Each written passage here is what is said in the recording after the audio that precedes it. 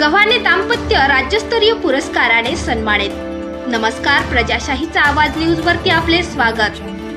काव्यांगण साहित्य मंच महाराष्ट्र राज्य उमरगा यांच्यातर्फे देण्यात येणारा राज्यस्तरीय समाजसेवक पुरस्कार 2025 सौभाग्यवती अस्मिता गव्हाणे व श्री प्रकाश गव्हाणे यांना देऊन सन्मानित करण्यात आले।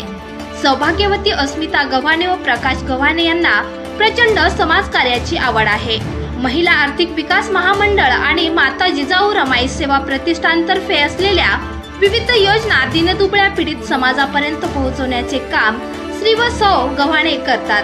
त्याचबरोबर विद्यार्थ्यांना शैक्षणिक मदत, वृद्धांना विविध प्रकारची मदत अशा विविध प्रकारच्या समाजकार्याची दखल घेऊन त्यांना हा पुरस्कार देण्यात आला।